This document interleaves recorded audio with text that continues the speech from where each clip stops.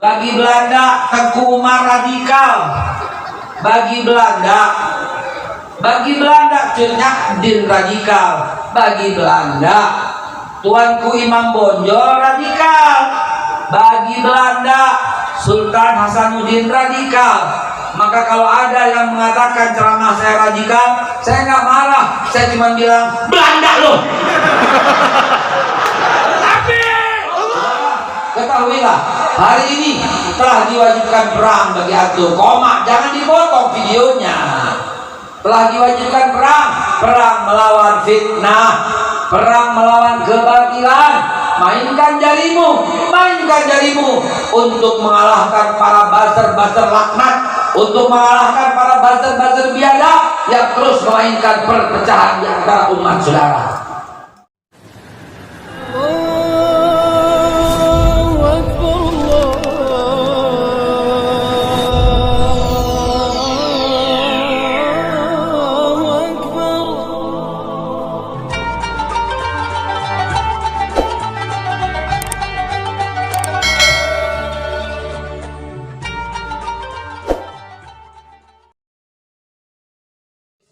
Assalamualaikum warahmatullahi wabarakatuh.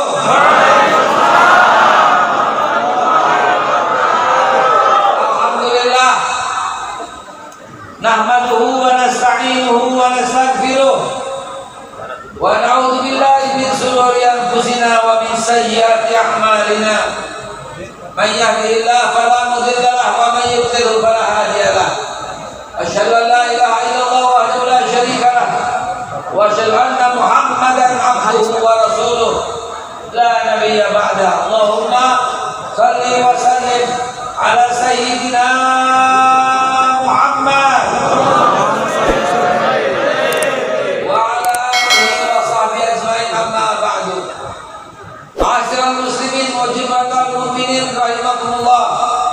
Kalau saya tadi menyebut Bapak RT, Bapak RW, Bapak BKM, Bapak DKM Masjid, Bapak Ibu Lurah, Bapak Camat, Muspida, Pak Kapolres, Kapolsek, saya sebut semua bukan sebuah kebetulan, bukan juga sebuah catatan yang asal, tapi memang saya persiapkan dan saya niatkan untuk menyebut mereka semua agar semua tahu, agar semua paham bahwa tidak akan berdiri Indonesia tanpa bersatunya antara ulama dan umara.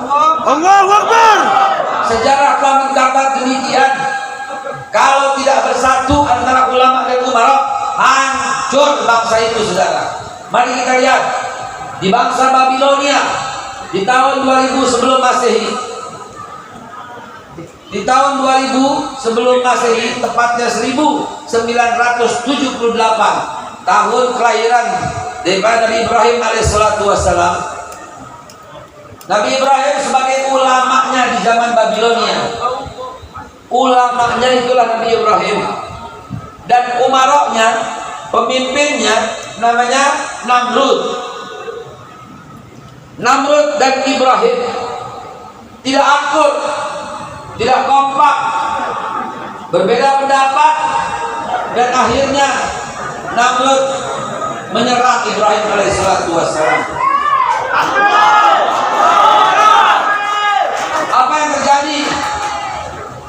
Apa yang terjadi ketika Namrud menyerang Ibrahim?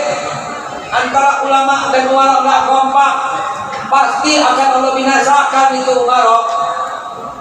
Nggak usah repot-repot, Allah akan binasakan. Dan ternyata betul, Nabi Allah Ibrahim yang mengajar lagi. Coba di zaman Nabi Yahya, Nabi Zakaria, pemimpinnya itu bernama Herodes atau Herodus. Nggak akur, nggak kompak antara sang pemimpin raja Herodes dengan Nabi Yahya, Nabi Zakaria. Allah binasakan juga ternyata. Setiap masa begitu.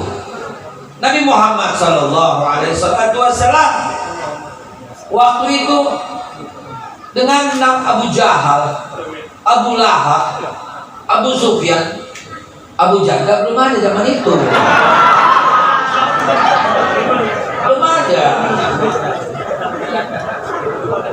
pertandingan juga belum ada zaman itu.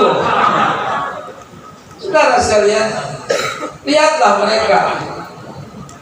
Apa yang terjadi dengan suasana itu? Ini pesan ulama dan umara harus kompak. Jangan mau diadu domba. Hari ini ulama diadu domba sama TNI. Hari ini ulama diadu domba dengan polisi. Hari ini ulama diadu domba dengan pemerintah. Jangan mau diadu domba. Yang adu domba itu adalah musuh-musuh negara. Betul? Dan itu yang saya ambil contoh, yang tidak kompak Allah binasakan.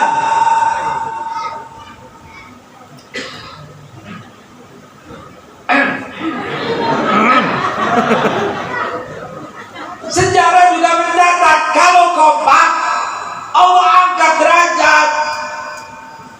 Alkisah rajanya bernama Ramses kompak dengan siapa? Dengan Nabi Allah, namanya Nabi Yusuf alaihissalatu wassalam. Kompak tidak? Kompak tidak? Allah selamatkan itu sampai makmur negara Mesir zaman itu, sampai semuanya hadir, minta makan, minta jatah ke Mesir dari semua negara. Betul? Jadi demikian kalau kompak, sejarah telah mencatat. Begitu juga di zaman tahun tahun berapa nih? Tahun 1010 sebelum Masehi sampai 970 sebelum Masehi. Itu zaman Nabi Daud. Kompak nggak sama Raja Talut? Kompak. Dan Allah buat hebat bangsa itu pada zamannya.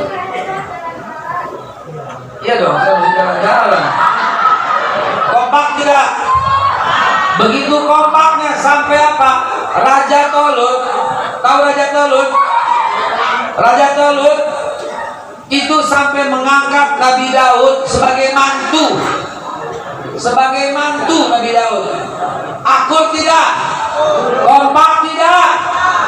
Begitu akur, begitu kompak, Allah buat kerajaan Israel pada zaman itu berjaya. Dan setelah Nabi Daud, raja berikutnya Nabi siapa? Sulaiman. Siapa? Siapa? Siapa? Di zaman Nabi Sulaiman, raja umaroknya Nabi Sulaiman, rajanya Nabi Sulaiman, ulamanya juga Nabi Sulaiman. Ini ideal, ini kompak, betul? Subhanallah. Apa nggak bisa ambil pelajaran dari kisah-kisah ini? Sejarah telah mencatat ketika ulama dan umaroknya kompak, maka akhirnya Allah buat semuanya berjaya. Allah buat kemakmuran. Maka hari ini, malam ini, Tanjung Balai mengaji, sadarilah bahwa kita hari ini harus kompak, betul? Jangan mau diadu domba oleh orang-orang yang tidak bertanggung jawab, betul? Betul tidak? Serius? Kalau serius kepada orang-orang yang sering mengadu domba umat Islam, buang jauh-jauh mereka. Jangan ada lagi yang sebut cebong kampret, betul? Karena sebutan cebong kampret itu adalah orang-orang yang memecah belah bangsa. Semangat, semangat. Jangan ada lagi yang menyebut kodrat kadrun, karena itu memecah belah bangsa. Semangat, semangat. Jangan ada lagi yang ngatain zolim, kopar, kafir, karena mereka juga pemecah belah bangsa. Setuju? Setuju. Jangan ada lagi yang membid'ah-bid'ahkan saudaranya, karena orang yang sering ngatain saudaranya bid'ah juga termasuk pemecah belah bangsa. Sepakat? Setuju? Setuju. Kalau begini seterusnya, Indonesia akan kuat. Kalau begini seterusnya, semua orang-orang yang hendak pecah belah akan dibinasakan oleh Allah Subhanahu wa taala. Amin.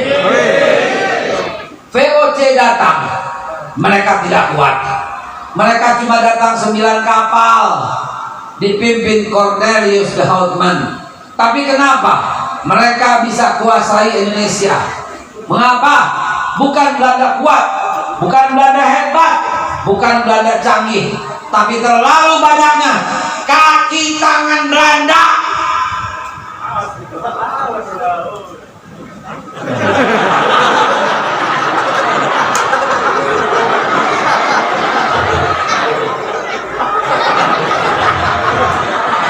Terlalu banyak kaki tangan Belanda. Dan orang-orang yang pro dengan Belanda ini sering mengatakan, yang Islam, yang khusyuk, yang serius, yang berani mengatakan radikal. Bagi Belanda, Tengku Umar radikal. Bagi Belanda Cunyak Din radikal. Bagi Belanda Tuanku Imam Bonjol radikal. Bagi Belanda Sultan Hasanuddin radikal. Maka kalau ada yang mengatakan ceramah saya radikal, saya nggak marah. Saya cuma bilang Belanda loh. Tapi kurang ajar itu orang-orang yang mengatakan demikian. Pak Wali, boleh saya lanjutkan Pak? Kalau ada Pak Wali di sini, berarti Umaro. Kalau ada Pak Camat di sini, berarti Umaro. Kalau ada Bu Ius di sana. Tapi yang mana? Udah saya ke belakang nggak dari siapa saya? Berdiri Bu Ius. Kalau ada Ibu Lurah di sana, ini namanya Umaro. Ada ulama, ada ustadz, ada kiai, maka insya Allah la fatahna alaihim barakatin minas samai wal ardh fi Tanjung Balai. Akan kami curahkan keberkahan yang datang dari langit dan dari bumi bagi Tanjung Balai. Kenapa? Karena di sini kompak antara ulamanya dan Umaro. Shallu ala Nabi Muhammad. Yang begini yang harus dipertahankan, yang begini yang harus ditegakkan. Kita lihat sosial media selalu diisi oleh adu domba, oleh permusuhan. Jenderal itu ngomong salah, habis dimaki-maki di media sosial. Ulama itu ngomong salah, habis dimaki-maki di media sosial. Polisi ini bertindak salah, habis dimaki-maki oleh media sosial. Kok tiba-tiba media sosial mampu pecah belah kita, saudara? Lah kok tiba-tiba Instagram, Facebook, Twitter, TikTok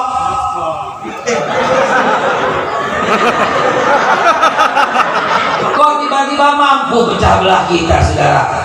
Orangnya entah di mana, yang ngetik entah siapa, yang ngetik dari kota mana, tetapi tiba-tiba kita jadi bermusuhan gara-gara lihat TikTok, gara-gara lihat Facebook, gara-gara lihat Twitter. Saudara, ketahuilah hari ini telah diwajibkan perang bagi antum. Jangan dipotong videonya. Telah diwajibkan perang melawan fitnah, perang melawan kebatilan.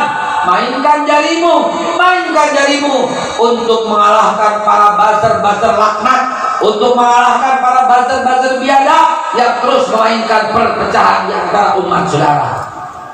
Betul? Betul tidak?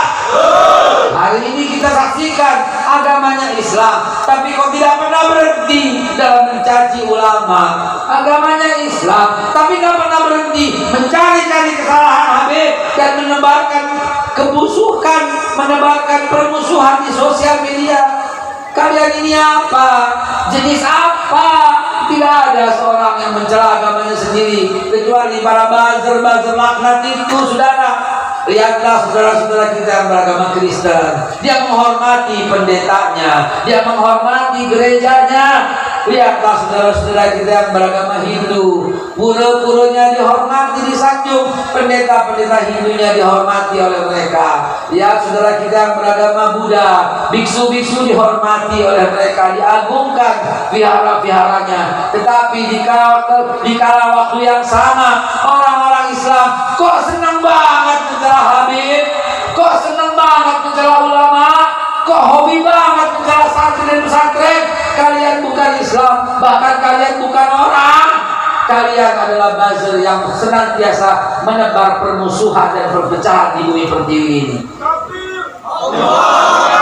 Jangan ikuti saudara, lawan dengan akhlak, lawan dengan akhlakul karimah. Sampaikan, mainkan jempolmu itu untuk melawan kebatilan dengan akhlakul karimah. Luruskan saja yang bengkok-bengkok, doakan saja kalau ada yang zalim, karena ini yang membuat Allah Subhanahu wa taala ridha dan Nabi Muhammad senang.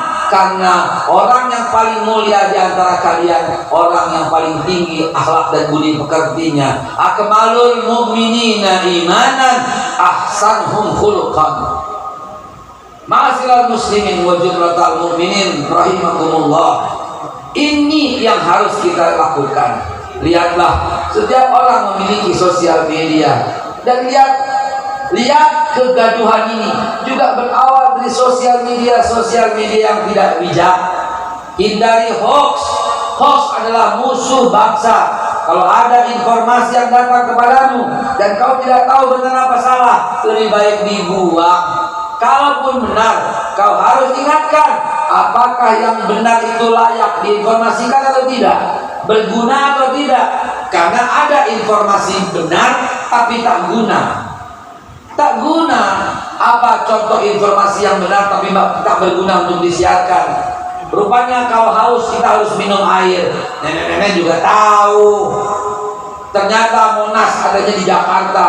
Ya, semua juga tahu itu informasi benar, tapi tak perlu untuk di-share karena itu nggak benar.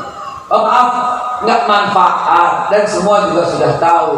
Kalaupun benar dan manfaat, sebelum disebarkan, tanya apakah menyinggung perasaan orang, apakah menyinggung agama orang, apakah menyinggung kelompok dan suku orang. Kalau iya, jangan disebar. Gunakan saja untuk dirimu sendiri dan keluargamu dan komunitasmu. Jangan sampai kesebar, karena kalau disebar ada agama lain yang tersinggung, ada suku lain yang tersinggung, ada kelompok dan organisasi lain yang tersinggung. Kalau ini jadi, kalau ini barang bagus dan kuat, maka Indonesia akan kuat, saudaraku. Tetapi kalau ini diabaikan, kalian terus sebarkan informasi, benar apa tidak urusan belakangan. Kalian sebarkan, dan kau tak melihat itu sendiri. Hati-hati.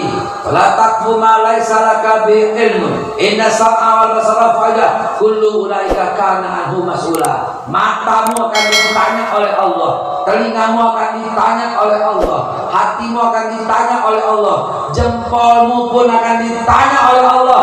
Kenapa kau sebarkan itu? Padahal kau belum tahu itu benar atau salah. Camkan ini saudaraku. Ingat ini saudaraku, kan ini akan membuat umat Islam tetap bersatu dan kuat. Shallu ala Nabi Muhammad.